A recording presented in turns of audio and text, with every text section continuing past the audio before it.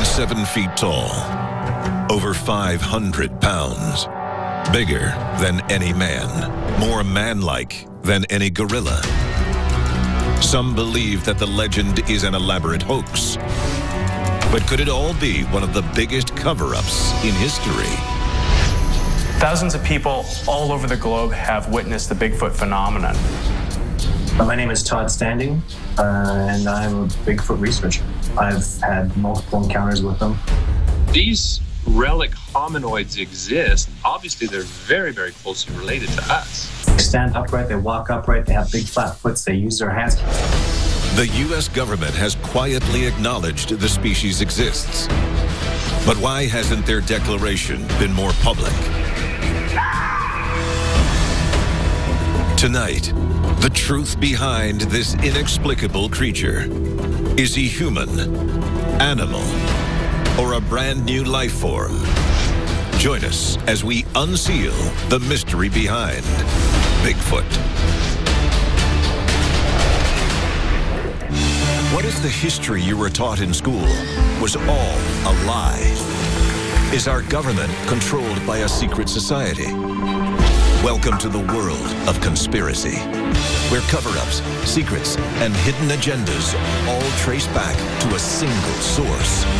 We're about to unseal the secret files the government doesn't want you to know about. This is Unsealed Conspiracy Files. November 1951. British explorer Eric Shipton is on his way to Mount Everest when he comes across a mile-long trail of unusual footprints. Too human to be an animal's, too big to be a man's. It turns out the locals have a name for the source of these tracks: Yeti.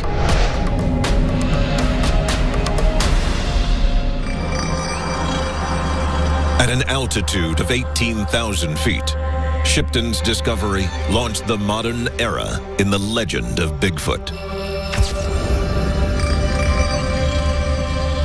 The Shipton footprint was the key to the reemergence of Yeti and Bigfoot in our culture today. In an age where everyone has a video camera, the number of documented Bigfoot sightings has exploded in recent years. I think that there's, probably hundreds of groups all across the continent. I think they're all the way from into Texas and Florida and up through Kentucky. I've seen into Ohio. We've also had reports from the boreal forests of Canada, down the Appalachia region of eastern United States. Canadian Todd Standing claims he's been studying the elusive creature for years. I know they live and exist. It's very important to me that I keep them very confidential. But what do we really know about these creatures? Experts have broken down the tapes. Arms longer than a man. An inline step unlike any known monkey. The white soles of the feet. All the details lead to one conclusion: Bigfoot. When we see a Bigfoot walking, they tend to have more of a forward lean. They don't have the full upright posture of a modern human. And then their foot placement is somewhat different. Bigfoot sightings may be more prevalent than ever, but they're anything but new. The creature has lived in folklore for centuries. In 986 AD, Viking explorer Leif Erikson described encountering wild men creatures in North America. They were horribly ugly, hairy, swarthy, with big black eyes. The creature was already known to North American natives as Sasquatch.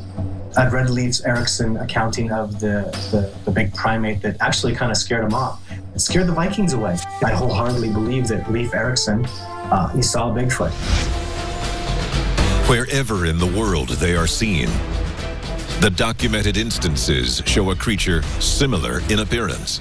It was well over 8 feet tall, well in excess of 600 pounds. Males probably run on average about 8 feet in height. Very thick through the torso. very heavily muscled limbs. Most encounters with the creature also share another less publicized detail. One thing is an incredible and terrible stench. It's a very unpleasant odor. Rotten meat, human feces, stinking gym clothes. When you smell a Bigfoot, it's because he damn well knows that he is upwind from you and you're getting a whiff. He's extremely aware of that. He's literally telling you, hey buddy, I'm here, be afraid. The long hair, the putrid stench, the oversized footprints. The amazing consistency in the descriptions of this beast point to more than just coincidence. Thousands of people all over the globe have witnessed the Bigfoot phenomenon. If you had thousands of people testifying in a court of law, the judge would always rule in their favor. For those who think these sightings are all the products of overactive imaginations, the U.S. government disagrees. When we return, the startling evidence the authorities don't want you to see. You can't hoax DNA, and they have multiple samples of DNA at different levels. Unsealed Conspiracy Files. Welcome back to the world of conspiracy. This is Unsealed Conspiracy Files. For 1,200 years, humans have been searching for Bigfoot. Skeptics say the grainy photos and blurry videos prove nothing, but the physical evidence is harder to explain away. Unsealed case file, the Pangboche relics. Artifacts in Nepal, uncovered by an English newspaper in the 1950s, provide more evidence for the mystery.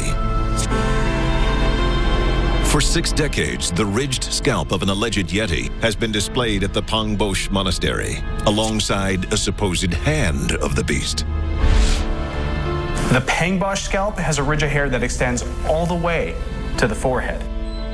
No other animal on Earth has that. The Pangboche skull, cap, and hand seem to offer the most tangible evidence that there was some creature.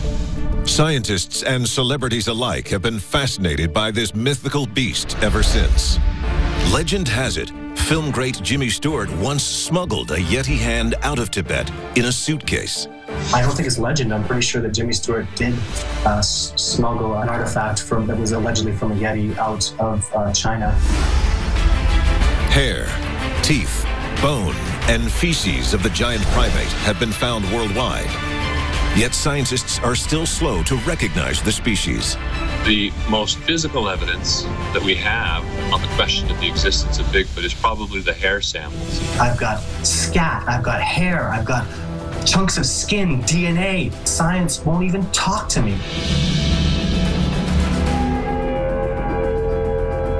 Without a doubt, these creatures exist. The Yeti hair from China was an exact match to samples found in Northern California.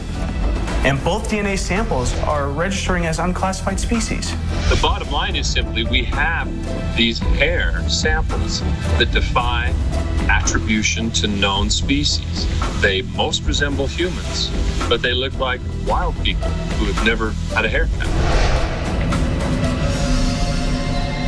Scientists may still deny the reality of Bigfoot, but it appears the U.S. government has acknowledged his existence for a while.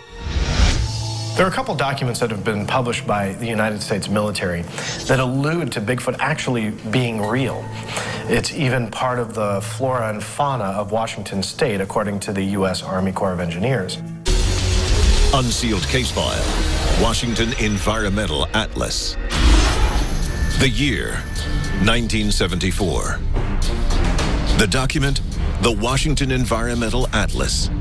One of the many creatures in the state's official list of native species, Sasquatch.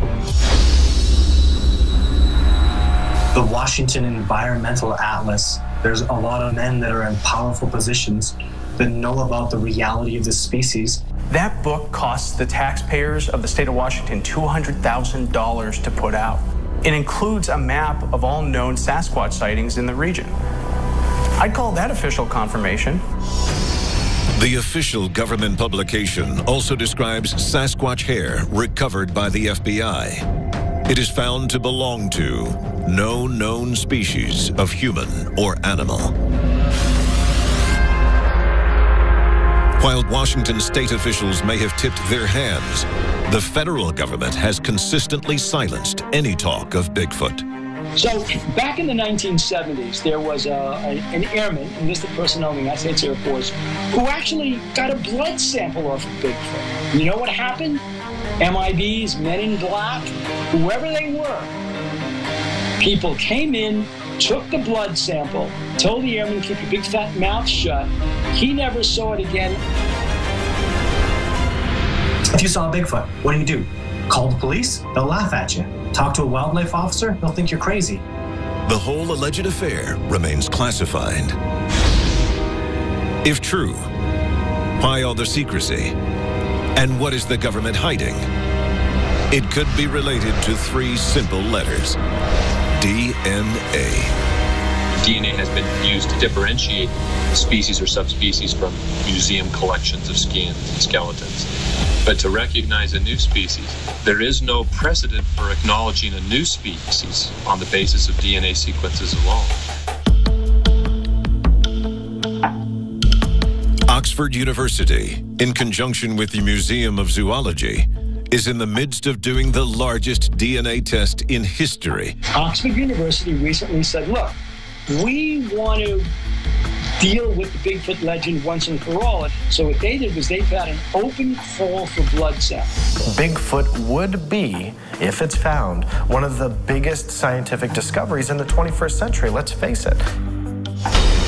Evidence supporting the existence of Bigfoot is both plentiful and breathtaking. But experts still disagree over the true nature of the beast. It's no longer a question of whether or not it exists. With all the genetic data we have, it's just about classifying whether Bigfoot is more human or animal. Human DNA is extremely similar to alleged samples of Bigfoot DNA. So what exactly does that mean? 2 experts share a startling conclusion. My working hypothesis is based on the fact that we have a giant primate, a candidate anyway, that's the right size in the right place at the right time in the form of Gigantopithecus. And that reality of evolution is, this species is called Gigantopithecus, thought to have become extinct approximately 100,000 years ago, and they're not. They're alive and well, living in North America and in China, and probably all through Asia and into Australia, and they've simply evolved. Welcome back to the world of conspiracy. This is Unsealed Conspiracy Files. The time to act is now. There are 3 simple steps you can take to unseal the truth. Follow on Twitter. Follow the Unsealed Twitter feed to receive breaking news of the latest conspiracies as they develop. Tell your story. What did you see that you shouldn't have? The government's known about it all along. Why has nobody told us? Upload stories and pictures to our interactive map. Join the movement. Get the Unsealed bracelet and the unique code hidden underneath to access exclusive content. Stop living in the dark. It is definitely coming this way. Get involved in the fight to unseal the truth. Now. Hair samples are inconclusive. Photo and video evidence is often disputed. If the existence of this creature is to be proven, it's going to take researchers like Todd Standing and Jeff Meldrum to do it. A body has to be found. That's my responsibility as a scientist and other scientists to explore and to determine whether new species exist.